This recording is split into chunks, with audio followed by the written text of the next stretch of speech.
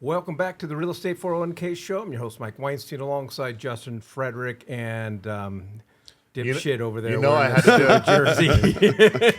Congratulations. Yeah, Congratulations. I love it when people talk shit because that means that they're the losers and I'm the winner. I was in the process of Correct. texting him the other night. Congratulations. And my hands was just shaking. Yeah. I'm like, Nobody talks shit to Mike about football because, well, Miami sucks, dude. We feel bad for him. I don't feel bad for him. All right. Well, you're going to want to text the word open to 623-AZ-RECON. That's open to 623-AZ-RECON. Obviously, we got the Super Bowl coming up this weekend. Next weekend. No, this weekend. Yeah, it's this weekend. Yeah. Yeah. Sorry. Way to get on Blew your that. calendar. Yeah. And of course, we got the Phoenix Open. A lot of people are going to come into town, and so we're going to talk about that, especially on the investment strategies. But yeah, so I know your prediction for the Super Bowl. But You don't know my prediction. Yeah, what is the prediction? yeah, okay. What's your prediction for the Super Bowl? Score 2.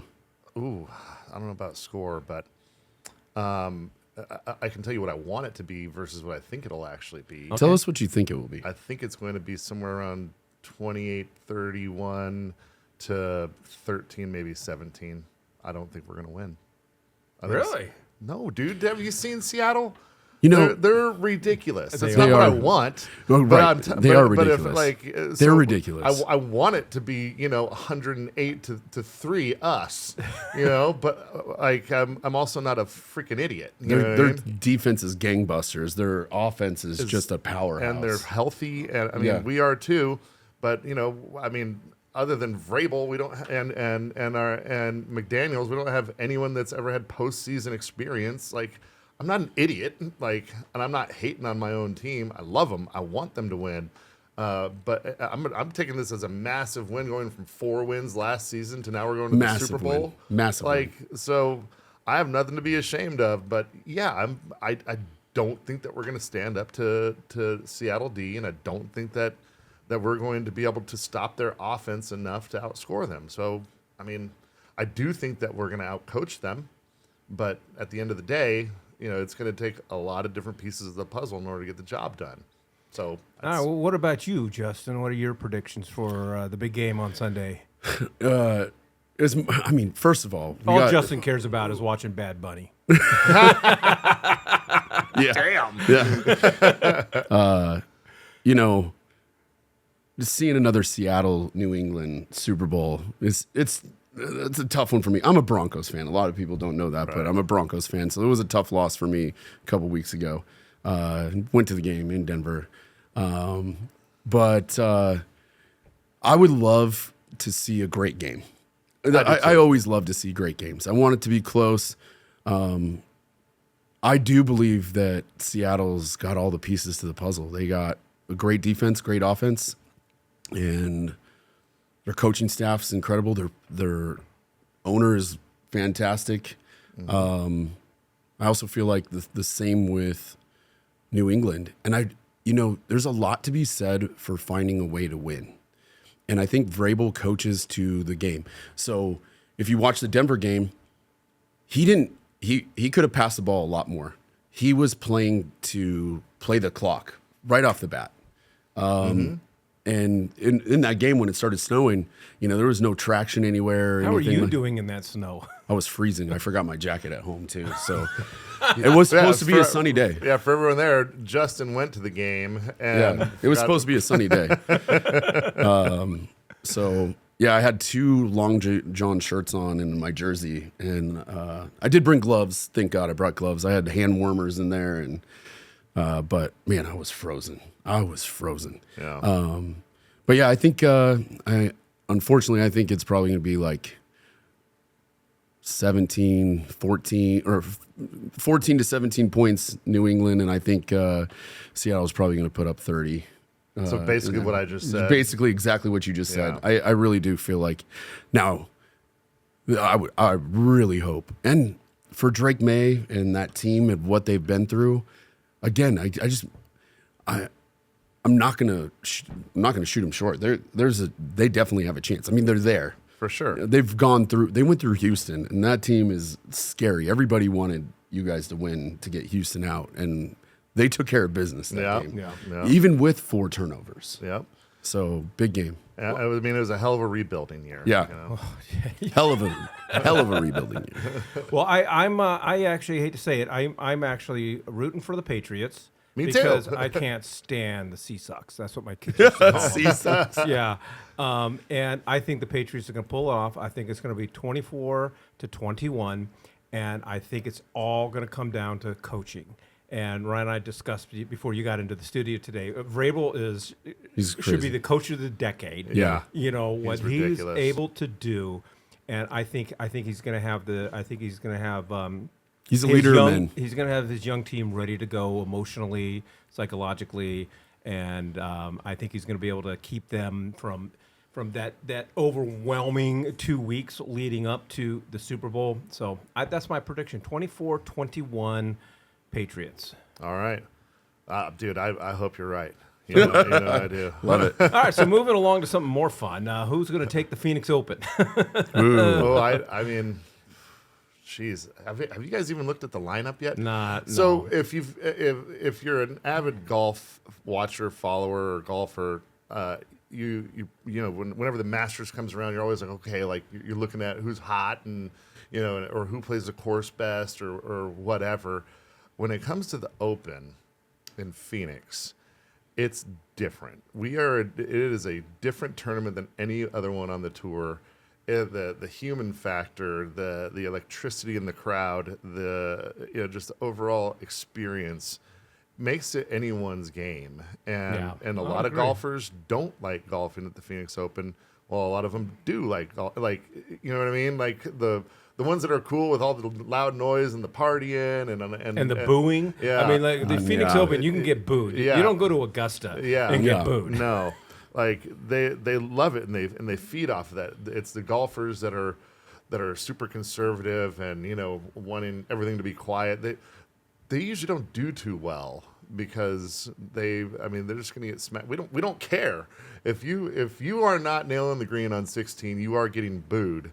And we are going to be relentless about it. And if you do well, you still might get booed a little bit, but it's going to be loud. But it's not that you get booed. It's when you hit the green and you get close, you get treated like you are royalty. That's true. Like the place just erupts. So, but if you miss that putt, that 6 Oh, or yeah. 8 foot putt, oh my God, It's great. You almost wish you missed the green because we're gonna get you even worse if you miss a 6 foot, 8 foot putt. This is one of the most exciting weeks that we have in Phoenix. Obviously, we got Bear Jackson going on. We got the Arabian Horse Show. We got a lot of big, giant art galleries. People come from all over the country, if not all over the world, to participate in the festivities. And so what happens, Ryan, is a lot of people leverage Airbnbs. Get a place for a week and enjoy. You have a kitchen. Not that you really want a pool right now. And They have heated pools, a lot of these Airbnbs. But I think for a lot of people, the temptation is they go here and they go, oh man, I'm spending all of this money this week. This is easy. And I want to get into an Airbnb. So I want to talk about just like when you're from out of town and you're taking a look at Airbnbs and you're thinking about investing in real estate here and getting into that, what are the warnings and what are the things you should be looking at? Just because you're in a beautiful Airbnb home and you're paying $15,000 for the week doesn't mean you're going to get $15,000 every single week, and you don't know what that owner of that Airbnb paid for the house. You don't know what their debt service looks like. There's so much that goes into it. We are a prime example because we've had multiple Super Bowls here, and so this time of year always gets pretty heated up in the short-term rental industry, and I remember our last Super Bowl that we had here, everyone just moved out and said, hey, we're going to Airbnb our house, and it flopped. It did. It did. flopped. It didn't. We didn't get nearly the activity. It was incredible. Yeah. I think that a lot of people are overlooking the aspect of they want to be, when it comes to when the Super Bowl is here, they want to be in that environment where they can party and they can be around a bunch of other fans, etc. So hotels and resorts did great. because they were in those big, like Westgate, Renaissance did great. But a lot of those Airbnbs sat empty, and those are within a 10-minute, 15-minute walk Do you from the think main entrance. how much of it was what you're saying as opposed to I think one of the contributing factors to the Airbnb market during the Super Bowl was I felt like the market was just saturated. Everybody So bought saturated. a home and turned it into an Airbnb and then put it on Airbnb and VRBO for $30,000 for the week, and you're not going to get that, No, especially with the competition. Well, so you got to think about Airbnb and VRBO algorithms. So they are going to be pushing homes that best suit you. And when it comes to those high volume times, they're going to push the high review properties.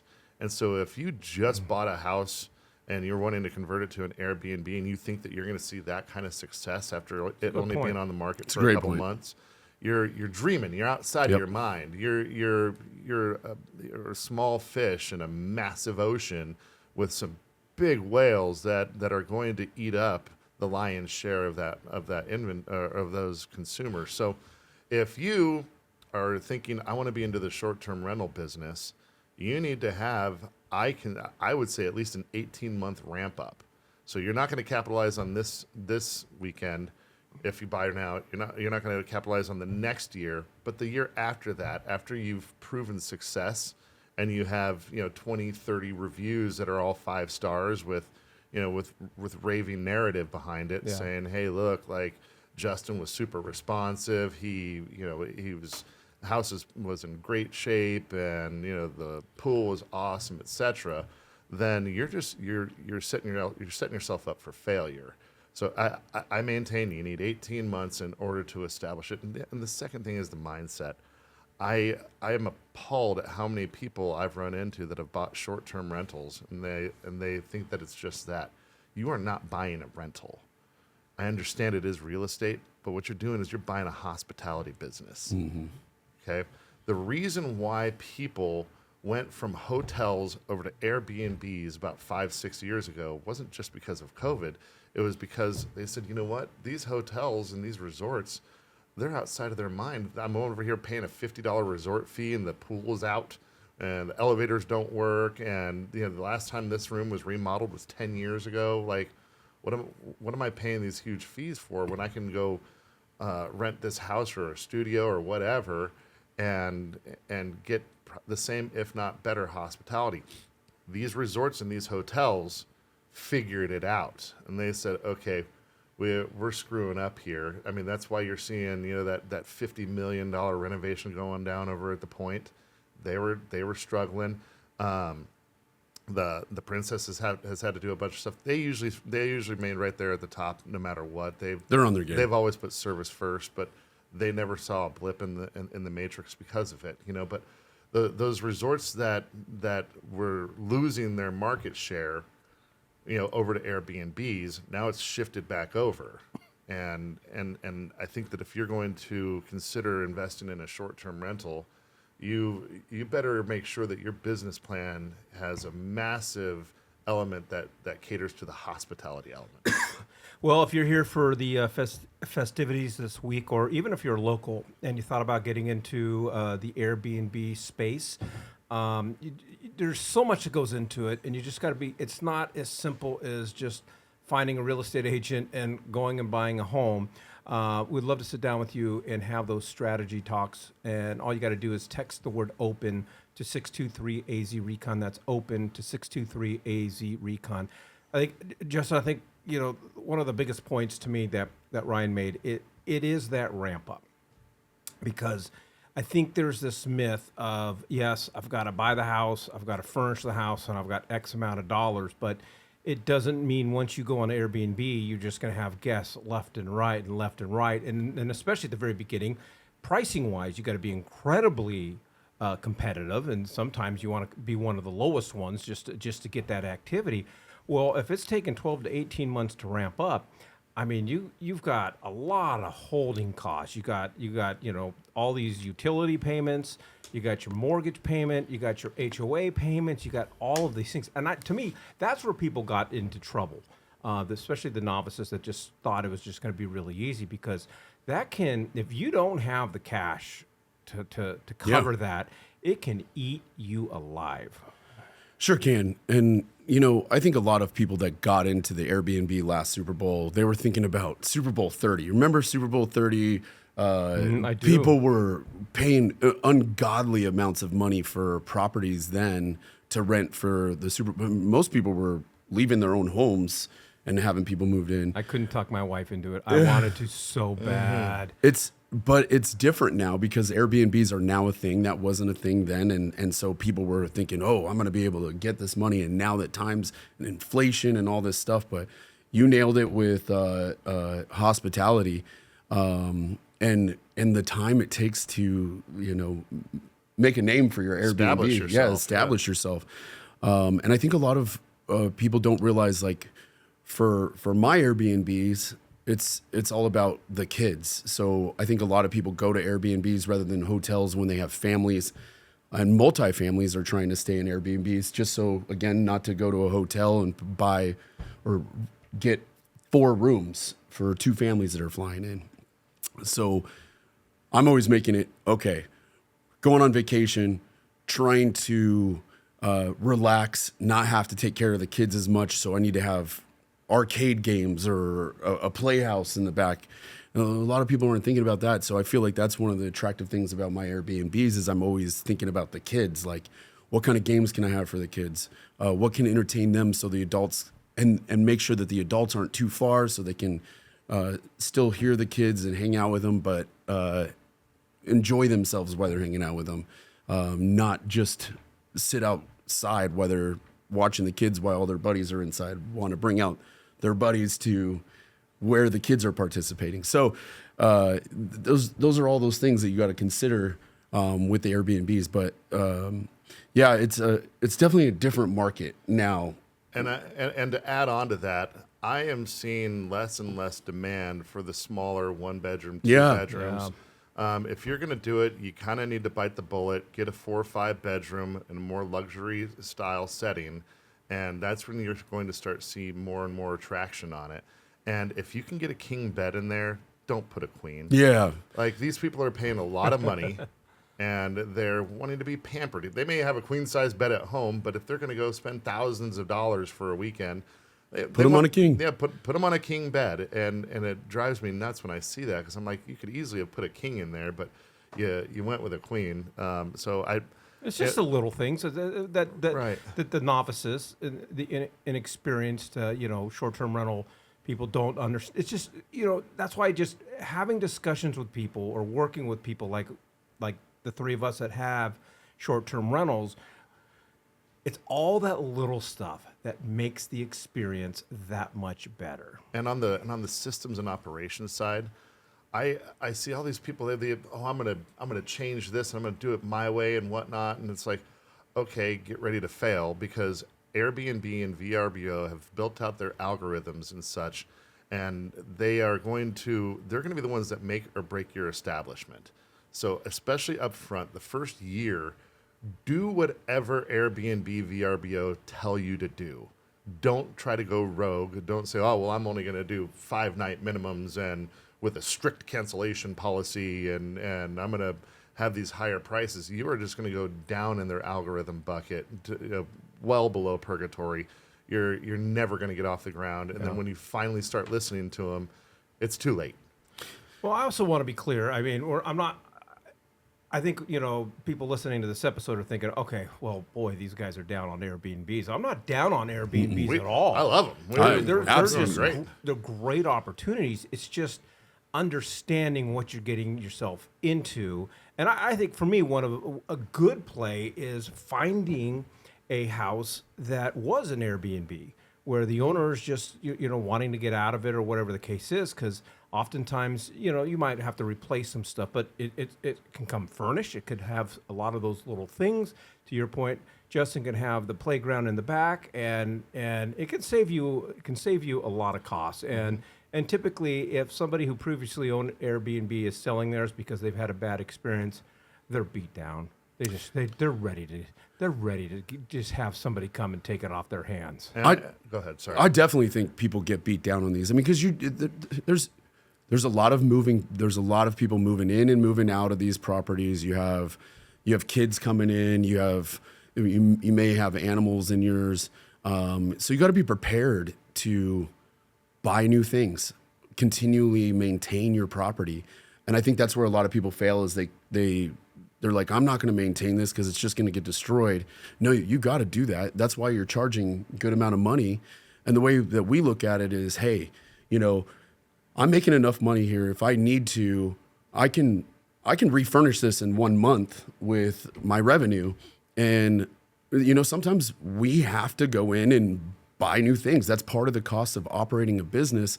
But you want people to be attracted to your property. You want people to be attracted to the furniture they're sitting in, the beds they're sleeping on, the pillows they're laying their heads on, the dishes that they use. It's all little things like that. You got to make sure that you're continuing to display. Yes, dishes get stolen, things like that. They walk off. Glasses get broken. Yeah, it's just the way it is. And you're still making money on these things, but you got to do it right. Yeah, you got to do it right. And when they do break a dish or they do something like that, don't bitch and moan about it. Yeah. Thank you so much for your stay. We Yeah. appreciate you being here. Stuff happens. We get it. You know what? I'll cover that dish that broke. Yeah. Think about us whenever you're returning back to the area. We'd love to have you again. Yeah. And so like it's just that hospitality mentality, right? Yep. That a lot of people just lack in this industry. The other thing that we haven't talked about is short-term rental property management. Yeah. I've seen so many people, like they don't want to manage it themselves, or maybe they kind of want to have a hybrid, maybe keep a house in Scottsdale while they live in Columbus, Ohio, and kind of, whenever they're here, be able to use it, right? We do that with our Alaska house. Pay your property manager. The cheapest one out there is probably it's an age-old adage. You're going to get what you paid for. And I've seen a lot of these rental property management companies do well, and they want to take on more doors. And they want to take on more because they just see more revenue, and they feel like, oh, okay, I can automate and I can streamline these things. Well, if you're dealing with nicer properties and you're dealing with a higher-end clientele, I would make sure that they have the staff to support it. And for me, it's 7 to 10 doors per staff member. Like, I don't really see how they can really give the hospitality that's required in order to maintain a good success rate with that type of clientele. So, But that's a great point, because it's when you are going to hire a short-term property manager, it's understanding the questions that you need to ask ahead of time, because you don't know what you don't know. Right. But understanding what are the key questions, how many homes do you manage? How much staff do you have? Mm-hmm. Do you have reviews? Because I'd be checking out reviews. What type of homes? Like if I buy a $5 million property up in Troon that I'm going to turn into an Airbnb, and I've got a property management company that's got great reviews, right? Mm-hmm. And they manage 15 properties, but the 15 properties that they manage are all 1,500 square foot, 3-bedroom homes. It's different. It doesn't it's translate. different. Yeah, it doesn't translate. I agree. And you want your property manager to have feet on the ground in your property often. But you're also going to rely heavily on your cleaning crew to tell you, hey, this is what's going on. So it's very important to have a good cleaning crew. I upgraded my cleaning crew this last year, and it's been a game changer for me because it's the little things that you're cleaning too, but also making sure if something's broken, most likely they're going to be the first ones to see something's missing, make you aware of it so we can get something new in. Those are key. Key is cleaning room or the cleaning team and your property manager. And I wouldn't try to manage my own property. Yeah. There's just not enough time in the day. And I do get yearly inspections because the last thing that you want is if you have a summer guest here in the greater Phoenix area and the AC goes out, it can be devastating to your business. Have your AC tech guy go over there twice a year minimum. Make sure that you not only have a cleaning crew, but you have a handyman that's going over there, making sure that the filters are good, making sure that everything's on the up and up with that. There's some elements that because not only are you going to be missing out on that, you're going to now have to rehome them, and it's hard to squeak out a five-star review when when you've had to rehome them. Yeah. You know, even though you may have handled it so professionally, you may have handled it the best possible way, still their experience has been, okay, we wanted this house. We couldn't stay in it because the AC went out 24 hours into being there, and then now we had to go to this other house. Maybe it was even better house, but maybe it's, you know, they wanted your house because it's close to family, whatever. There's just no way to win some of those. Stay on top of your stuff. It's going to cost more. I get it, but it's going to save you more and make you more in the long run. Alrighty, well, if you again are here for the festivities this week, or you're a local and you're thinking about investing in the real estate market, you're wanting to get into the short-term rental situation, Airbnbs, VRBOs, hopefully we overwhelmed you enough to pause, to consider, and understand exactly what you're getting into, and we'd love to continue that conversation with you. All you got to do is text the word OPEN to 623-AZ-RECON. That's OPEN to 623-AZ-RECON.